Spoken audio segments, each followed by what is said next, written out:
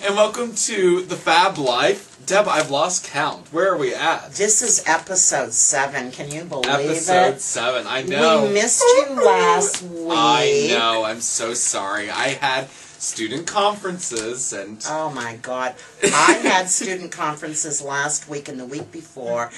And let me tell you, the students who are living in the dormitories are all coming down with the UT flu crud. And they spewed their germs onto me. And by the time I went home Friday night, I was so sick. And I was just incapacitated in bed all weekend long. Thank God I have the most wonderful, sweet husband in the world.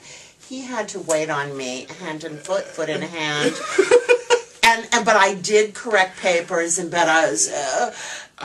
she's too dedicated. Honestly. Well, I mean, I'm a little be behind because usually on the weekend I'll work, sure. 7 or 8 hours, sure. and I just could not do that.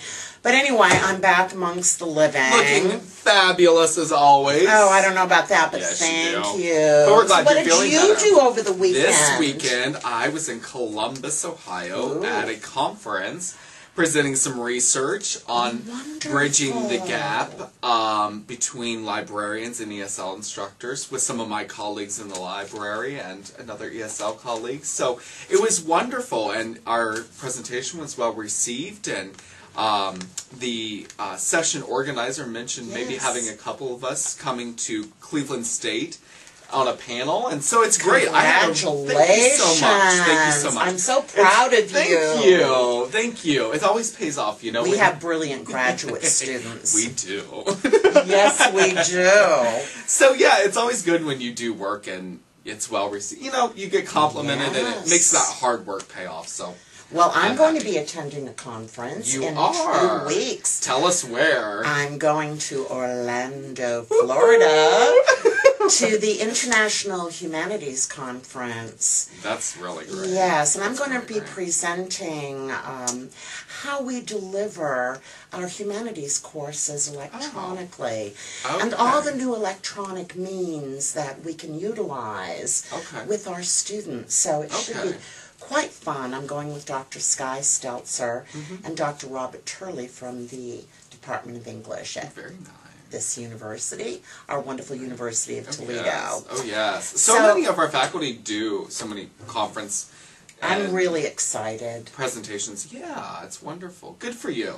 All excited right. for you. So, yes, I missed our Halloween special, but it was great, though. I hope you all tuned in, and it was a lot of fun. It was. Sarah Yacklin and Mike Mittman were so much fun. They were. Yes, they had great stories. So interesting. So, today is that midterm day. Election day, so go out and vote. Absolutely, go out and vote. And I just want to say, don't be that ignorant voter. Know your candidates before you vote. Even if you have to, do some quick research before you go out to the polls. I do believe everyone should vote. It's a freedom that we are blessed to have in this country that many don't get to exercise in the world. But I do think there is something about being a little educated. Well, I was listening to the radio this morning, and they said that people were lining up all over the area before 7 o'clock this morning. Hundreds of people. Wonderful. I think people are very, very concerned about our economy. They are. It is the economy and jobs, jobs, jobs. Yes. And rightfully so. Right. Rightfully so. And, the radio host made a very smart comment. The government doesn't create jobs. Yeah. No, they don't. Right. No, they don't.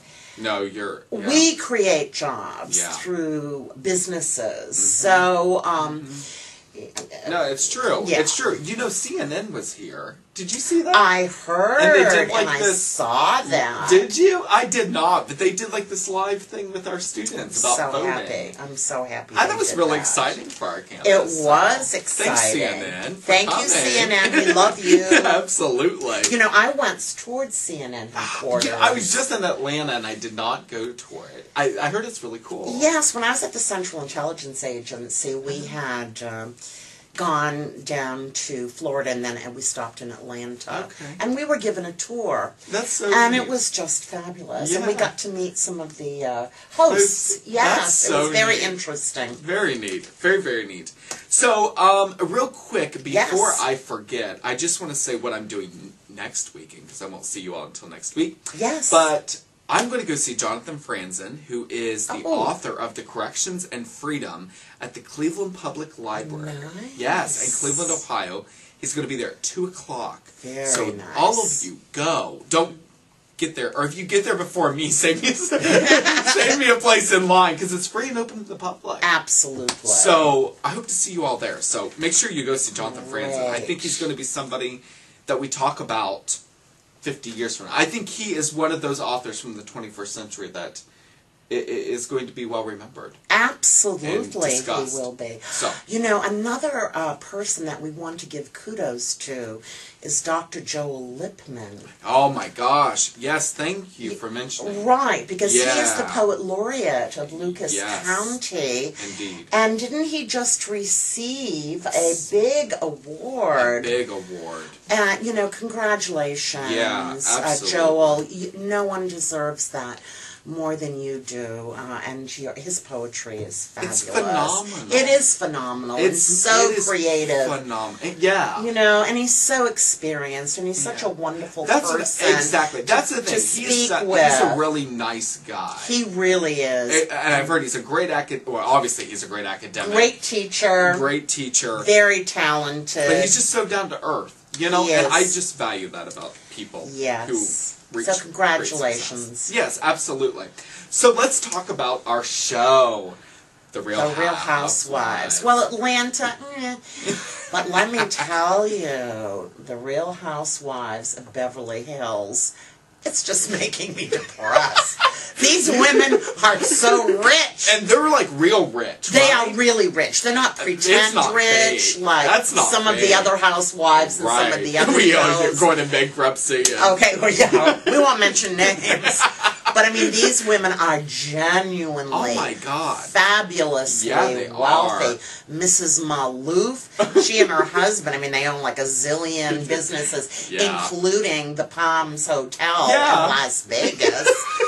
They own like a basketball team. I mean, it's nuts. And their houses are so fabulous. And you know how only in my dreams that I ever afford that. I know. Yes. It's fun to watch. I just wish I could be their friend or something. And Kelsey Grammer's wife. Yeah. She has 4 nannies. But that's ridiculous.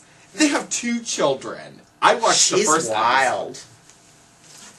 Kelsey's divorcing her. I know. Well, you don't need 2 nannies. But I like her. Oh, Deborah. Oh, listen. If I had children and if I could afford 4 nannies, I would do it too.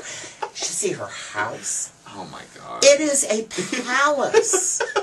And it's like secluded. I mean, it's like a palace. These people live in palaces. I'm so jealous. Well, not really, because I'm not a jealous person. But honestly, I just can't imagine being that wealthy. But you know, with extreme wealth comes extreme responsibility, I believe. Someone who exemplifies that beautifully is Bill and Melinda Gates. Oh, yeah. I mean, they are so philanthropic, and they live a very quiet and sedate and elegant life. You know, I heard something about that. All the glitz and glamour. Yeah, that their children, they don't give... What is it? Their child is in college, and they don't give the child extra... I don't know. I don't want to mess up Bill Gates and Melinda Gates' family. But there's something about they don't completely support their kids. They still make them work. Yes. They still make them... Yes. Oh, I think that's a good idea. Oh, sure it is. I mean, my parents never gave me a dime when I went to undergraduate school. You should.